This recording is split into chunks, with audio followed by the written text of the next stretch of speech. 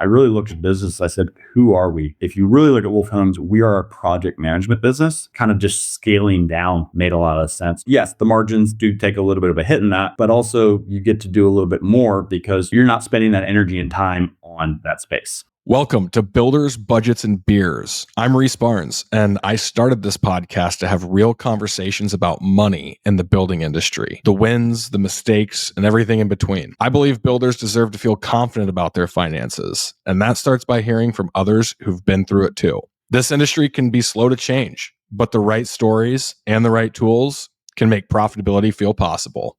Let's get into it.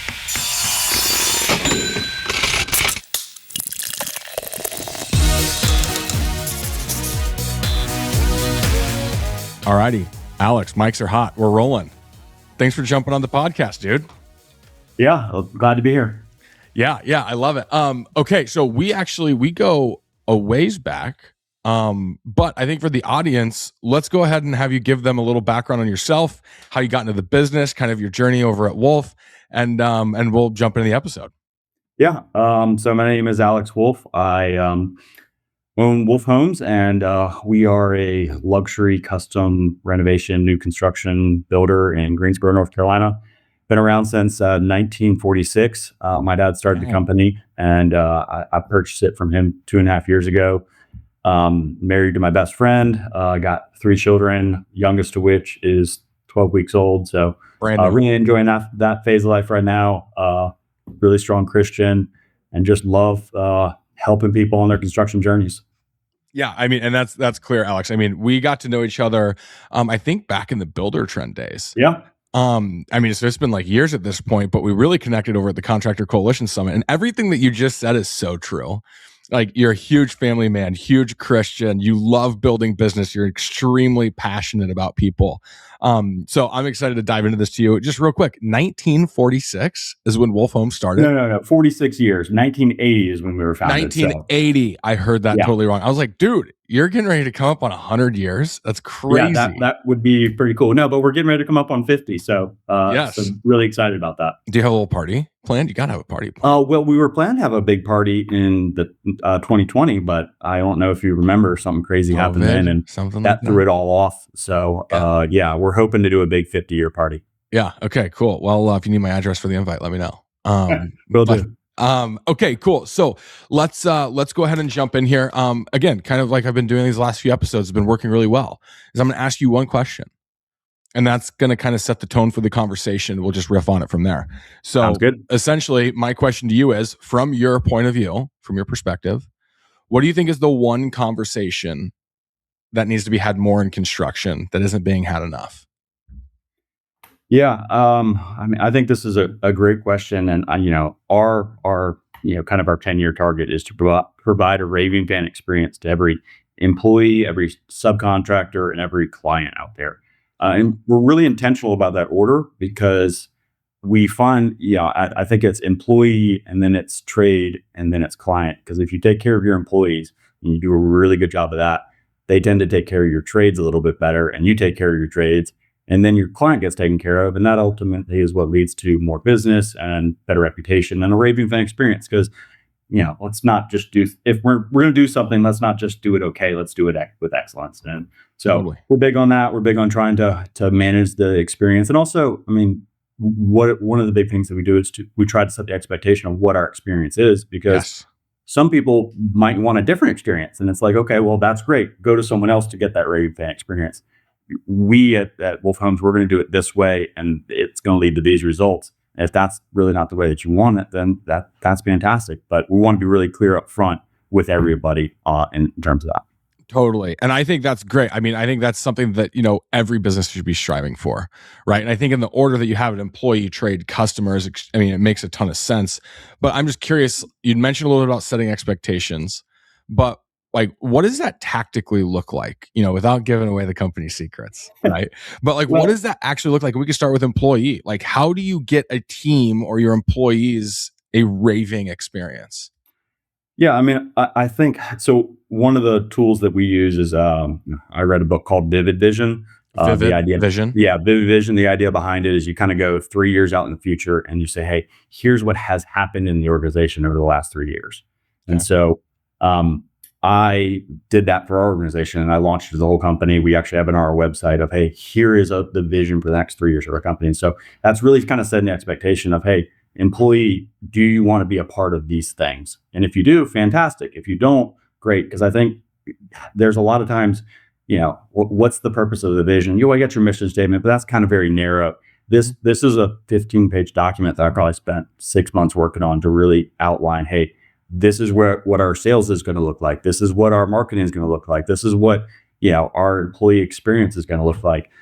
And side note, I stole an idea from Brad in there, Brad Levitt with ATF, where he takes his employees and goes have a fun day. We did that this year. We took all of our employees to the Asheville, to Biltmore in Asheville, and toured around and spent the whole day there, just having fun with everybody. And so set that out as one of the visions of what we want to do in the next 3 years.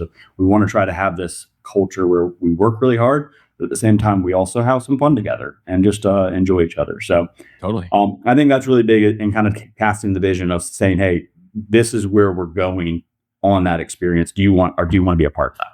Totally. Okay. I'm gonna want some details, or at least the ones that you share in terms of like what's in there. But I think the one thing I want to highlight the most, and this kind of piggybacks on, it's kind of become like a little bit of a theme on the episodes, but is like really being thoughtful about, or being a thoughtful business owner, rather, right? Like really like understanding your why was a recent episode. But I want to highlight here. You mentioned it took you 6 months, and it's a 15-page document. Talk to me about that experience, because I think that would help kind of business owners or people listening to this podcast, check themselves against how you did it, learn something. What was 6 months and 15 pages? What happened? Well, so, I bought the business 2.5 years ago. Probably the 5 years prior to that, I was really running the business. And I kind of I thought, well, you just sign some papers and then it's basically the same thing. It's not. Yeah. It is a totally different experience when the weight is on your shoulders and you're like, hey, it is my responsibility to lead this. And if I say go left, the 40-ish people that work here, we're going to go left. Or if we go right, and that's an incredible weight. It's an incredible honor that 40 people trust me with that. And so I wanted to make sure that, hey, if we're setting this trajectory, that's kind of the right trajectory. I don't want to be okay, let's go this way and then change course. Now, I mean, part of the things we're a year in, and some of the details that I've already written in there, they are wrong. We're not going to be doing those anymore because plans have changed. But it generally, I think the framework still lines up. And so, I just think it took a long time to really, put my kind of operator hat off and put my visionary hat on of, hey, this is who we are. This is who I want us to be. This is kind of the change that I want to see over the next 3 years in our organization, to be able to achieve that Raving Fan experience for all people. Totally. And I think that's like, again, thanks for bringing that back full circle, like the raving experience for the employees, right? But that's like, I think it's just spending the time and putting the thought into what do I actually want this thing to be, right? Mm-hmm. Because again, so many business owners can get in the situation and they're just, they kind of lose sight of that. And the teams, if the leader doesn't have vision of it, the team certainly doesn't have vision of it, mm-hmm. right? So can you go like any deeper into like what that's like, how did you kind of kick ideas around, or how did you choose, or was it like kind of an epiphany moment after 3-4 months of stewing over it? Like, how'd you go about it? I mean, I think it was a lot of culminations of things. I mean, it was going on other people's sites, seeing how they do things, borrowing ideas from other businesses, other people. Obviously Brad, I borrowed his idea from Adaptive. Getting vent trades paid by ACH. We just implemented Adaptive 6 months ago or so. Yeah. We're going to be implementing ACH for trades so that they don't have to drive to our that's part of the Raving Fan experience for our trades, right? Yes. And so that was in our vision, that I want to be able to benefit trades in that way and say, hey, save 30 minutes out of your day where you don't have to pick up a check, or it just shows up in your account. That's it just makes life simple and easy. So, I mean, some of that's in there, definitely like our core values, who we are, what's important to us. Yeah. Taking a day off as a company. Here's a really cool idea that I've had that we're just starting to implement. We talked about this a little bit earlier, but I just got a house down on Baden, and an idea behind it is creating a experience where we can give it to employees for a week. And there's some type of, hey, if awesome. you are high achieving and you've been here some tenure, there's a shared experience where it's not like, I mean, because if I'm not using the house, I'd love for one of my employees to go down there and Totally. just have a free vacation and enjoy themselves. And so, trying to have a couple of properties like that, maybe a beach property, maybe a mountain property, being in Greensboro, we're Sure. very close to all of those things. And Yeah. so, that's kind of just a cool vision. It's like a little crazy, but it's like, hey, I mean, that would be really cool. And also, you think that really helps tenure too, because people, if they know, hey, I can go take another job and get $2 more an hour, but I'm going to lose my free vacation every year. Man, that ain't worth it to me. So Exactly. fun things like that, just ideas that I've kind of stolen from other books and things Of through the course. years. Of course. Well, but I also think like, of course, like, it's, if you have the idea, someone else has probably had the idea too, but Yeah. it's Oh one of yeah. those, it's the thoughtfulness, right? It's the thoughtfulness of this. Like, of course, there's like the long play or like strategy of it is like employee retention, right? It's a great perk. Do people want to leave the perk? But I think even more so than that is like you're thinking about your team in a way that is like, I want to give this to them. Like, I want them to experience what it's like to go down in a lake in central North Carolina. I want them to experience going to the beach. And I want to remove that burden from them of, sure, I might have a great PTO policy at Wolfe Homes, but I also don't have the financial burden of trying to book that, right? You just like, you remove that barrier to get your team into those types of experiences. That checks. You talked a little about trades. I want to hear how Well, you think about like what, in your opinion, creates a raving experience for a subcontractor. You mentioned payments, yeah. So but I mean, that's easy. I mean, right, I think, what are trades looking for? They're looking for a great work environment. They're looking for someone who allows them to do their craft without being rushed, but also, I think holds them accountable. And so, um, I haven't formed the trades as much. I think the first 3 years is probably more employee focused. yeah, The sure, next 3 years, as I've kind of started already thinking about what our next vision is going to be, is I would love to just elevate trades. I mean, I think that I look at some of my painters and stuff like that, and they're working 7 days a week and they're working really hard. And sometimes they'll price a job for me, and I'll go, "You can't do it for that little. You have to charge me more. This is that you're not making any money at that. I know what things cost. If you totally. not so just so I want to really get to a spot where we're trying to elevate the trade, the way the trades run businesses, because I think I'm very passionate about running a very efficient business, and I think if we can take our trades to that next level, one of the things we've implemented at Wolfe Homes is a Wolf Academy, where we're once a month getting together, doing some training around something, and I would love to launch that in a bigger way, in some way, to our trade partners as well, where we are just kind of helping them elevate their business. Because I mean, there's just little things that you can do that don't necessarily, you know, cost any more money, or you don't have to charge me more. You're just running your business differently, and you're adding a percent or two on the bottom line. And if I could pass lessons like that on, I would be really excited by that. Totally. I I've heard that a couple other places of essentially like the GC, um, like genuinely respecting and acknowledging the relationship between them and their subcontractors. Like, that's first and foremost. It's like, if you're a GC and you don't think that the livelihood or like your business thrives on the relationships you have with your subs, like, you're just kind of behind the curve a little bit. Of course, you can rough them up. Of course, you can do that stuff. But to your point, talking about the painter who could be charging more, is like, we should be in this knowing that everyone's going to be making healthy money. It's not about, lack of better terms, like screwing the guy Yep. or the customer or the sub or whoever, but it's more of like, how do we do this well, right? And it's like, I Mhm. could appreciate you giving me a discount on the painting scope because we've used you for 30 years, right? But it's more of like, what you're missing something, because anyone who Mhm. knew what was supposed to happen wouldn't be doing this. So talk to me a little about the Wolf Academy and like kind of what your broader vision is of like, how do you actually roll that out? Like, and how much responsibility is it actually of yours to make sure that the sub is running a healthy business, and how you think of it that way? I probably don't think it's any of my responsibility to make sure that subs are running a healthy business. I just think I just care about them. I mean, you can't work with side by side with somebody for, I don't know. I've been in construction 20 years, and we got some partners, and you just start to care about people, and you're like, man, if there's a little bit better way to do it, why not try to help them? So Wolf Academy right now is just for employees. Yeah. We just We are Wolfe Homes is currently or helping found a CBUSA location here in Love that. Greensboro, Great and so organization. we're bringing them to town. We're really excited about that. There's 12 other builders in the organization, but we've started interviewing all of kind of the national partners. So we had Lennox, Kohler, and Emser Tile on site today, and just Love that. training. Hey, what is Emser Tile? What is what's new to Kohler? What are they doing? And then what is Emser, what was the other, Kohler or Lennox Kohler, systems? Lennox, and Emser. Yeah. Yeah. And so what's new over there? And so just talking with them, it was a great conversation. I mean, with Emser Tile, they were talking about, some different products. I was like, man, I should have brought some of my tile guys in. This would have just been fantastic information for them to know, and like how to install some of these tile materials, level them up, give them a little bit more expertise. And so I would love to start with some very construction based things to kind of like draw people in, and then Sure. switch over to, hey, here's a good way to run your chart of accounts. Here's a Totally. local insurance guy who I know isn't going to screw you over. Here, Totally. whatever it is. Like, here's ways that you can protect yourself, or just be thinking a little bit more long term.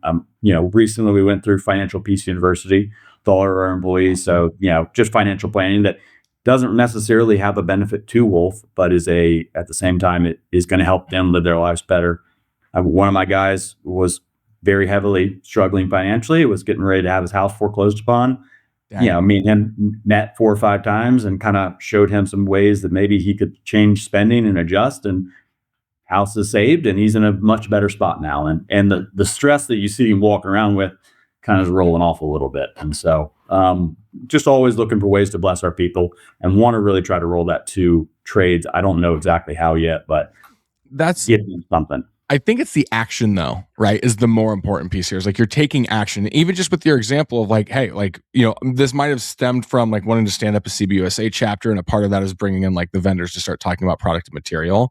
But it's like, then like when you're in that room and you're watching your team interact and engage with, call it Mike Weaver at Emser talking about tile, right? And Yeah. you can start to see their gears spin like, oh, I didn't know that Emser could do this, or that they can make every tile that you could ever want at a way better price at a much higher quality, right? Whatever it might be. Yeah. Then your gears start to spin and you're like, wait, we could translate this into best practices in project management. We could translate this into personal financials. That's one piece here. Like, did you call it financial piece?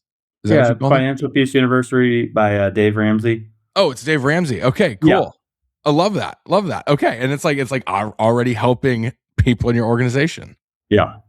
Yeah, that's beautiful. And I think, like, again, when you really start to break this down as like the raving experience for the employee, the trade, the customer, it all kind of like trickles down and rolls in.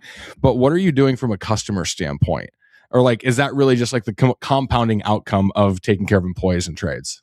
No, I mean, I think that it definitely, it definitely does compound, but I think at the same time, I mean, our employee experience is kind of very, very important to us. And so, I read a book called The Power of Moments. The idea behind it is, when you go to Disney World, the synopsis real fast is, when you go to Disney World, do you remember standing in line, or do you remember riding the rides? And so Disney World has created this moment that you remember. And so great organizations, they don't necessarily focus on this long journey. They focus on little points of little highs. And so one of the things that we do, and we just had one on Monday, is a friends and family party. So right as you kind of finish drywall, bring everybody in, bring some cocktails, some charcuterie, just kind of celebrate and have some fun. And so, where they might be exhausted by change orders and schedule delays because of weather, or whatever it is, and it just feels like the project, we're just at drywall, and they're delayed. It's like, well, let's have some fun together.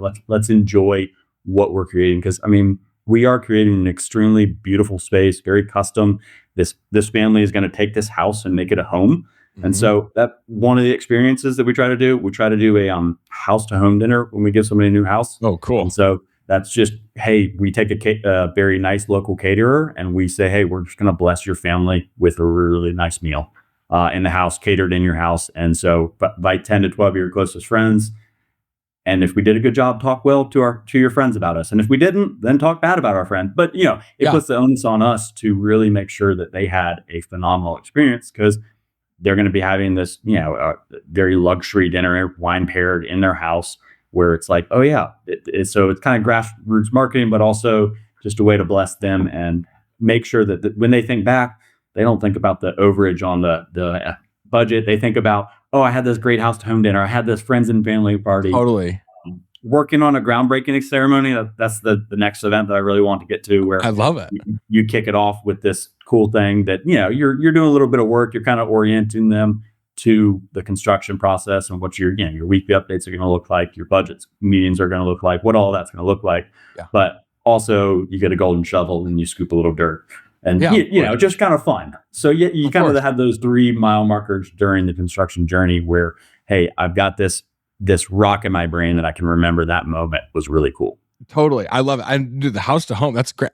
Do you like participate in that, like you and your team, or do you just pay No, for it and just get that like new family? Hey, bring in your 12 people. We got the tab type of thing.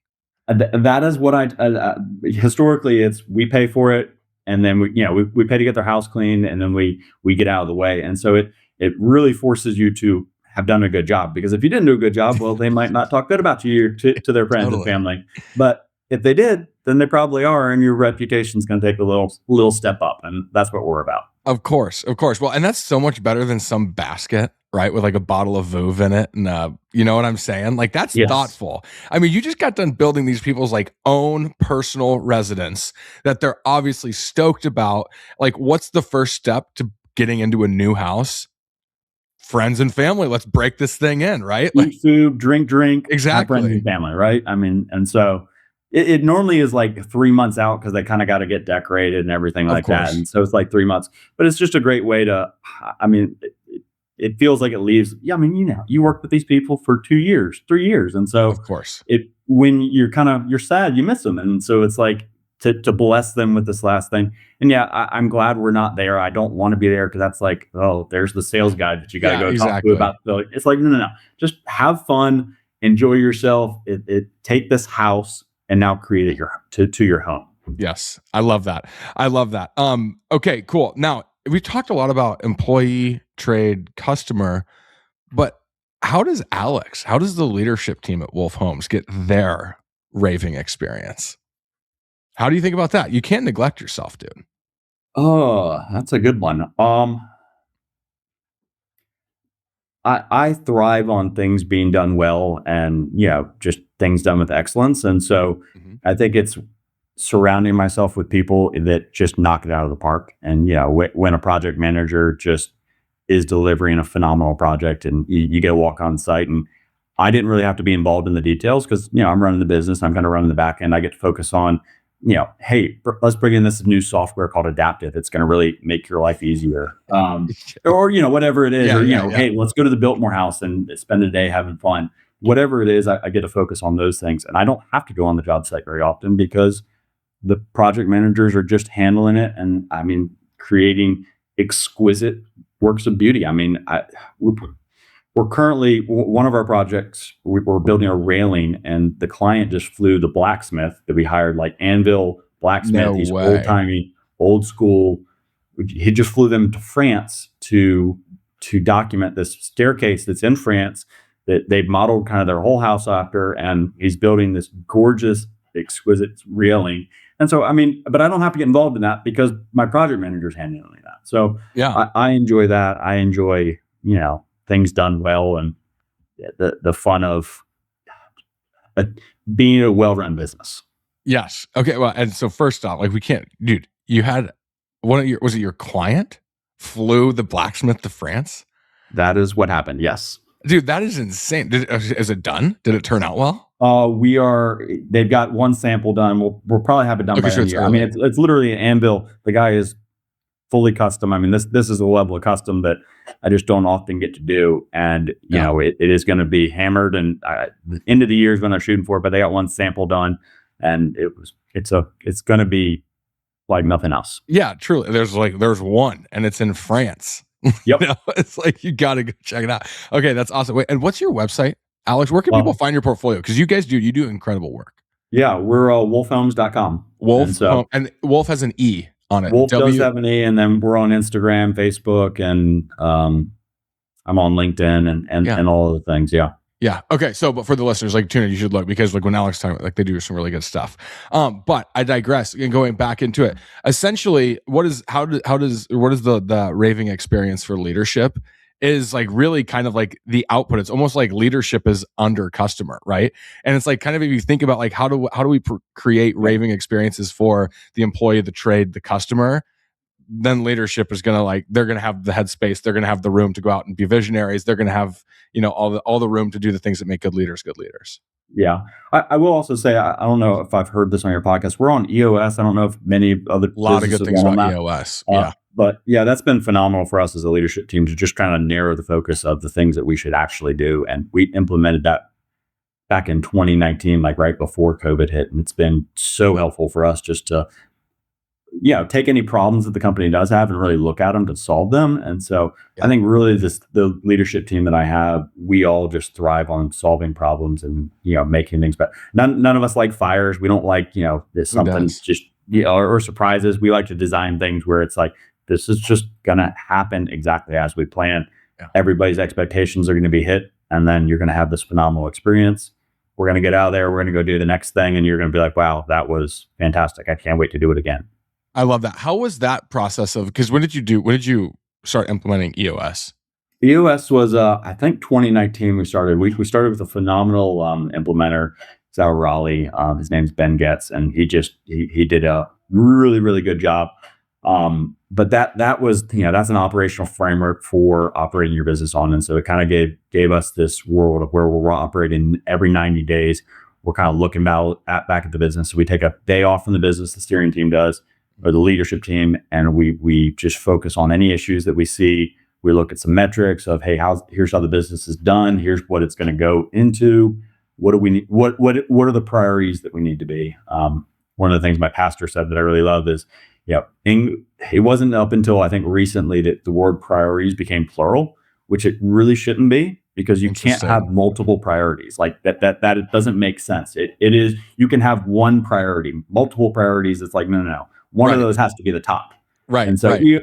EOS really focuses you to try to like focus on, hey, what are the 3 to 7 things that should be the top of the list, and not try to work on everything. Just try to work on a few things and do those with excellence. And I think that's been one of the lessons that I have learned definitely recently is, last year we had a lot more in-house labor. We had an electrical crew on staff, more vertical integrated. And I really looked at business. I said, who are we?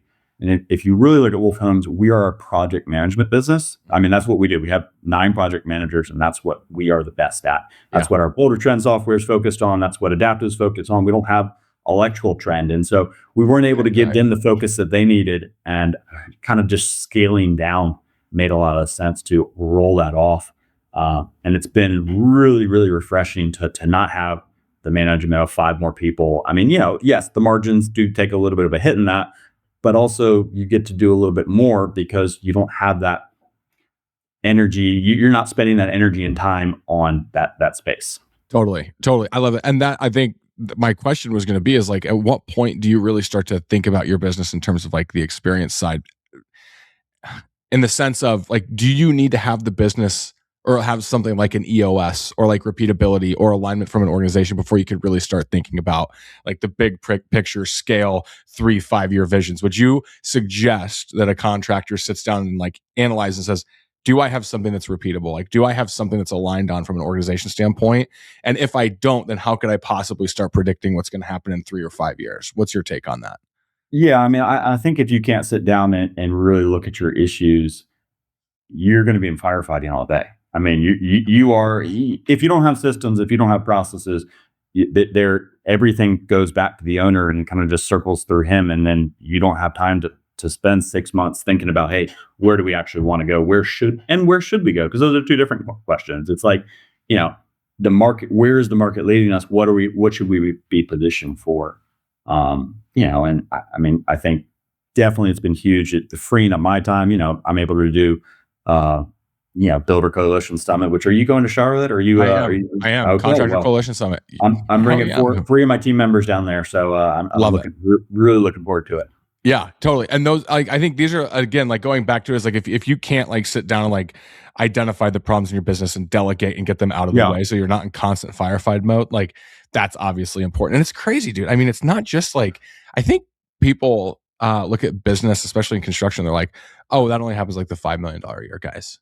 And they're like, oh no, that only happens. It's like, There are like 20, 30, $50 million organizations out there that like are struggling with this too. And it's actually amazing when you look at them operate and you're like, how are you doing this? Right? It's like Oh so yeah. hardcore.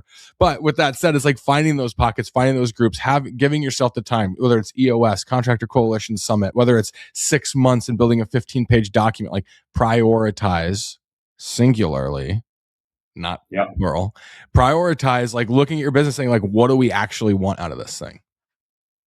I think that is huge. I do think that. I mean, the firefighting is just exhausting. You can do it you can do it, and I will say, my dad is like the best construction guy there is. I mean, he knows construction. He's been doing it for 70 years. You'll get to meet him down in Charlotte. Love it. Just really eats and breathes it, but definitely not like a business focused. And so when a lot of the organization, definitely before I came involved, and my brain is obviously much more business focused than construction. I know construction, but not as well as I know business. Yep. He ran the business as kind of a hobby, and everything did kind of cycle through him. Yeah. And then we kind of made that change to, well, it's now going to cycle through our project managers. And if you're delegating responsibility like that, you've got to have the processes and the systems set up. And so an EOS or, something like that to say, hey, here's how you do things. Here's how we build standardize. Here's how, the performance standards that we're looking for in a construction build, so that consistently whichever client is working with whichever project manager, it's the same experience. Yeah, totally. I love it. Alex, before we wrap this thing up, do you have I know we talked a lot and you gave a lot of perspective and a lot of advice out here, but is there like anything that you would leave the audience with so that they could reflect on, think about, words of advice, encouragement, anything like that? Man, I think it's surround yourself with good people, and then learn. I mean, I think Reece, your podcast in particular, I've contacted the last like 4 people that you've had on and just been like, oh, let's connect. Ryan, let me learn more about AI. I mean, what is this thing? Just totally. So I think that the community that you have, I mean, going to Builder Coalition Summit, joining Highspire, whatever it is, I think is paramount to your success. And I will say, I mean, plug for the Builder Coalition Summit, probably at least 2% net income improvement. Awesome. Directly, I can correlate to that experience. That's even before I talk about adaptive. But 2% on the bottom line, that's a lot of money for any organization. Yeah. And so, I think it's surround yourself with a really good community, look for those right contacts, people that are connected. Get to know Reece. That's what I would do. I do like to make intros. And you're very great at that, and I appreciate it. Yeah. No, I think that's great, dude. There's so much truth in that. It's like, I mean, if you're someone that's sitting out there and you're like, dude, I'm running this $30 million a year business. I can't for the life of me get it to 50. I don't know what to do. I can't do it. Like, there's someone out there that has done it. Like, and if you struggle finding that pocket, reach out to me. I'll do my best to get you in touch with someone. But I think the biggest piece is like surrounding, because then once you surround yourself with those people and you see that it's real and it's not just like they just caught a stroke of luck. It's like, no, it was intentional. It was action oriented. Like, it was calculated. They knew what they were doing. Then that becomes much more attainable, right? And so, yeah, I think that's great advice. But Alex, I appreciate you, dude. Thanks for jumping on. We might, I don't know if I'll see you before Charlotte, but if not, I'll see you at the Contractor Coalition Summit. Probably not. We got November. It's popping up here real fast. Yeah, it is, dude. We're almost in August. Actually, yeah, we're like 7 days away from August. Pretty much. Nuts. Yeah. But no, dude, I appreciate you. Thanks for the episode. And we'll stay in touch. All right. See you, Reece. See you, Alex.